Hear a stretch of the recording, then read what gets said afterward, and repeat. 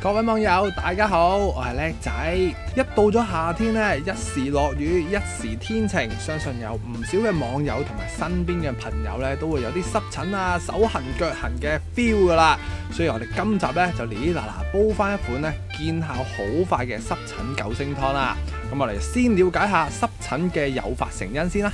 換季天氣忽冷忽熱，濕疹總愛作怪，皮膚狀況變差的原因你知道嗎？首先，轉季時濕度和溫度變化大，容易令皮膚屏障受損，導致水分流失，令皮膚變得乾燥。乾燥的皮膚容易引發或加重濕疹症狀，包括痕癢、紅腫及脫色。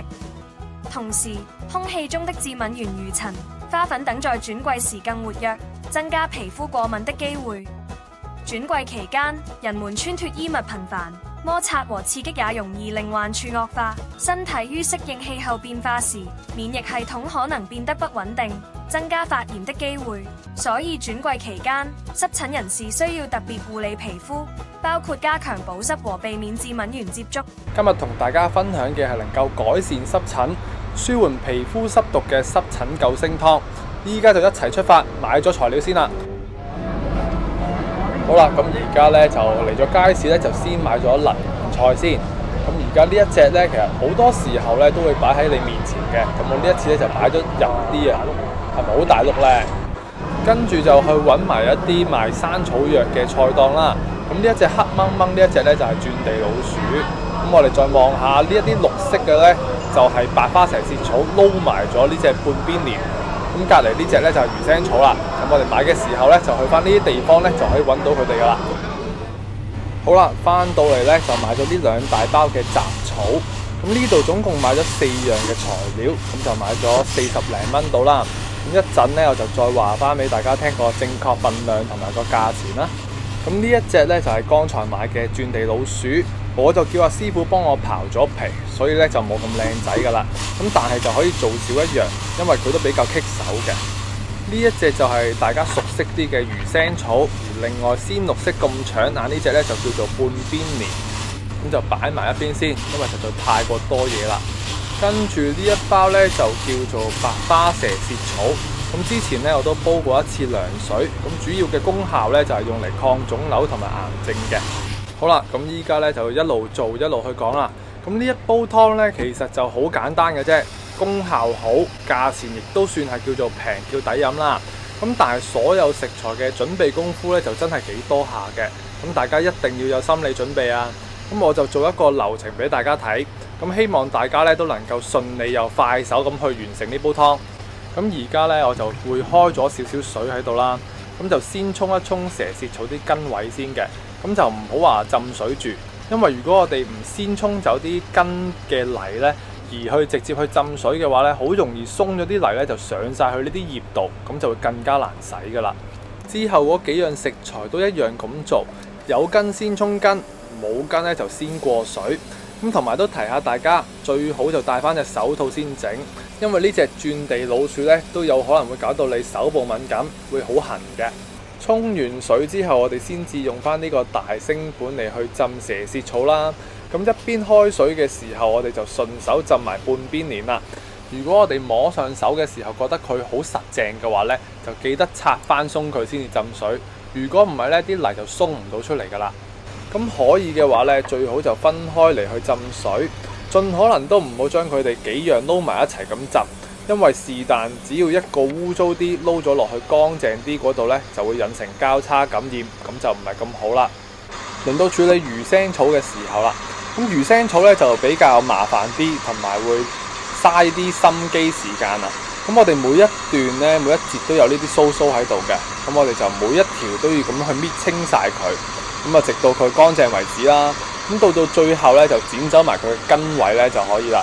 咁最理想呢，就係浸完水之後，再落翻些少鹽去散一散佢嘅外皮，咁就最好最乾淨啦。所以真係要花啲時間同埋心機嘅，咁大家都要俾啲心機啦。咁呢一段呢，我就冇拍俾大家睇啦，因為都真係幾悶嘅，大家俾心機啦。到隻轉地老鼠呢，就同我哋平時批薯仔皮一樣，咁就逢喺呢啲凹咗入去嘅位置呢，都批翻走佢就可以啦。記得批翻乾淨啲，因為佢呢啲泥咧就唔同薯仔呢啲泥特別係實淨嘅，咁我哋批翻乾淨就可以啦。同埋重點係咧，戴翻隻手套就安全啲，因為佢咧會比較上係多啲人會過敏嘅呢一個質地。跟手就可以將佢全部都切件。咁如果係有一部分人咧係擔心佢出味好難出味咁樣嘅話，咪將佢切片咯。其實冇所謂嘅，咁我就切件同埋切片都做晒出嚟俾大家睇啦。但係我自己就會覺得切件咧就會襟煲一啲啊，咁煲出嚟咧就冇咁多沙嘅。但係如果出味嚟講咧，當然就切片會優勝啲，咁啊自己選擇翻就可以啦。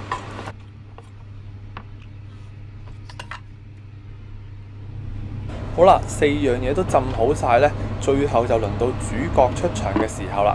因為如果我哋唔跟呢一個流程去做咧，咁就好容易會搞到成個廚房都好混亂，唔係咁夠位做嘢噶啦。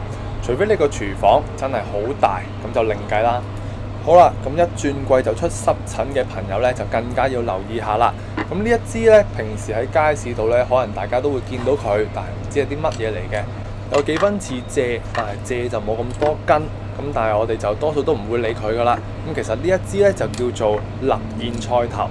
咁買到翻嚟嘅時候咧，最緊要第一時間就切晒佢呢啲經刺位，因為呢啲咧都有成5-6mm好吉手下嘅。咁我哋切完咗呢啲經刺咧，先至再去做第二個步驟。同埋我哋買嘅時候咧，其實就可以叫阿哥哥姐姐幫我哋斬件嘅。咁我呢一次咧就冇叫佢斬，咁就示範下切俾大家睇下啦。嗱，咁我就會用把鋒利嘅刀嚟去切佢，就切佢唔入嘅。咁係因為佢嘅質地咧係比較有韌力，同埋有老身啲啊，韌性多過韌啦。咁我就要再去試下用啲菜刀嚟去斬佢啦。咁其實佢都好硬好硬淨嘅，所以我都係建議大家咧買嘅時候都係叫佢幫我哋斬件，咁就最好。斬完之後咧，我就會將佢去皮嘅。咁有一部分人咧就咁洗乾淨咗，再去斬件就可以煲噶啦。好處就係成條莧菜都用得盡，就唔會嘥咯。咁我就會覺得佢咁老身呢，就飛咗佢個皮就會容易啲出味咯。咁如果我買咗支嘅勒莧菜頭係比較幼身嫩厚啲，咁即係冇咁韌嘅皮呢，我就唔會話去飛皮嘅。咁所以大家自己揀啦，去皮同埋唔去皮都冇乜所謂嘅。但係我就會覺得去皮咗就會容易啲出味，同埋會乾淨企理啲。咁其餘嗰啲都係將佢斬件同埋去皮，根位亦都係一樣，將佢斬成細細件就可以啦。咁之後所有食材都要浸水，最好咧就浸鹽水就更加好啦。咁浸嘅時間就約莫係15至到20分鐘，洗乾淨備用就可以啦。咁一陣轉地老鼠、勒莧菜頭同埋魚腥草洗乾淨之後咧，都要出一出水先，咁啲唔好嘅味咧就會清除咗好多噶啦。咁成個準備同埋清洗嘅過程咧，大概就需時1個鐘頭到啦。咁大家都俾啲心機啦。講多少少呢隻勒莧菜頭嘅功效先。咁佢嘅功效咧，主要就係用嚟清熱解毒、去濕同埋消腫用嘅。尤其是係對濕疹、胃出血、便血、痔血等症狀咧，就更加適宜飲用啦。但係喺月事同埋懷孕期間咧，就嚴禁飲用嘅，大家一定要注意啦。切完之後咧，就大概咁上下就可以噶啦。咁其實點樣切都冇所謂，最緊要係洗得佢乾淨嘅啫，因為始終咧都有好多根位喺度。咁最好就落翻啲鹽水落去浸啦。好啦，咁而家就睇下我哋準備好晒浸水嘅時間咧，就去到咁嘅狀態啦。咁呢啲魚腥草我就未搣嘅，咁可以望下啲鬚鬚好長。咁我一陣咧就繼續搣晒佢噶啦。咁跟住呢一啲就係半邊蓮啦。你話一揚開佢嘅時候咧，個底都仲有好多嘢嘅。咁我哋一陣咧就係要去揀翻啲冇咁靚嘅雜草出嚟啦。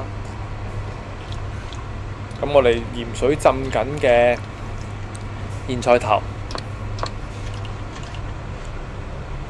百花蛇舌草，嗱有排搞噶啦，呢一度全部都沙泥嚟嘅，所以就係最麻煩就係咁多功夫咯。咁而家呢5樣嘢呢，已經成個廚房俾佢霸晒啦。玩咗個零鐘嘅清潔，終於都去到呢一個狀態，咁就全部都洗翻乾淨啦。嗱，啲根啊，全部變晒白雪雪噶啦。魚腥草啲鬚鬚已經俾我全部搣晒啦。咁我一陣呢，就要再去將佢切埋段嘅，咁就全部都出晒水噶啦。咁同埋洗根嘅時候呢，可以用下呢啲刷仔去刷一刷啲根呢，咁就會更加容易刷得出嚟嘅。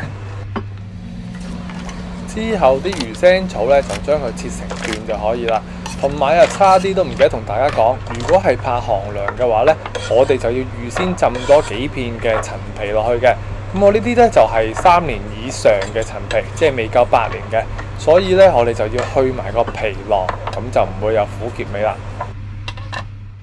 輪到煲水嘅時候啦，咁呢一次咧我哋就要用一個大過些少嘅煲，因為呢啲雜草咧都幾牙扎下嘅。咁水嘅份量咧就為4000毫升水。因為我哋煲嘅時間咧都比較長，煲成2個幾鐘嘅。咁跟手咧，我哋就可以落埋啲果皮落去，一次過去煲噶啦。咁煲成咧就大概有8碗水到，咁就夠4人家庭飲用噶啦。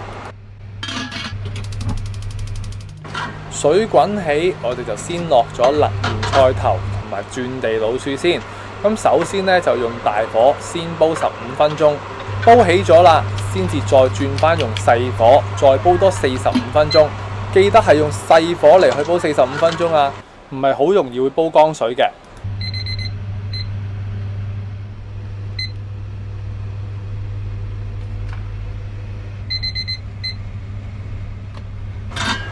又過咗45分鐘啦，咁呢一個時候咧就加多8粒嘅椰棗，攞翻一啲嘅甜味，咁就會好飲啲噶啦。如果冇椰棗嘅話，落蜜棗都冇問題嘅。不過如果落椰棗嘅感覺咧，就好似健康啲，同埋就冇蜜棗咁甜嘅。跟手就放埋半邊蓮啦，同埋蛇舌草都放埋入去啦。咁第2轉落嘅原因咧，就係因為蛇舌草同埋半邊蓮咧，就唔係咁適宜去煲太長時間嘅，最好就1個鐘頭裏邊就好啦。因為如果煲得太過耐嘅話咧，反而會失去咗佢哋嘅藥力功效嘅。咁我哋而家咧就將佢撳一撳扁佢，咁就保持住呢一個細火，再煲多45分鐘就可以啦。千祈唔好煲太耐時間。再一次嘅45分鐘，睇落去咧就好似煲到冇乜水咁，但係其實咧都仲有好多水嘅。咁我哋就要揚一揚開佢俾大家睇下先。好啦，揚開咗就望到佢仲有好多水噶啦。咁呢一個時候咧，就落埋啲魚腥草都放埋入去，一次過煲啦。咁我哋落完魚腥草之後咧，就要揭翻開嗰啲雜草，咁就紮翻住啲魚腥草。如果唔係咧，你啲水浸唔過面咧，就煮唔到佢噶啦。咁魚腥草嘅功效咧，就可以清熱解毒、消腫療瘡、利尿除濕嘅，所以亦都係一啲對濕疹嘅朋友係有好好嘅療效嘅。同埋佢亦都係可以治療肺炎、氣管炎同埋尿道感染等等疾病啦。咁而家咧就煲多15分鐘就可以噶啦。又過咗15分鐘啦，同頭先一樣，都係好似冇乜水咁嘅。咁我哋又揚一揚開佢啦。咁呢一個時候咧就試一試個味先。咁其實而家個味道咧就有佢自己本身轉地老鼠同埋有少少魚腥草嘅味嘅。咁個味道咧就唔會話係苦。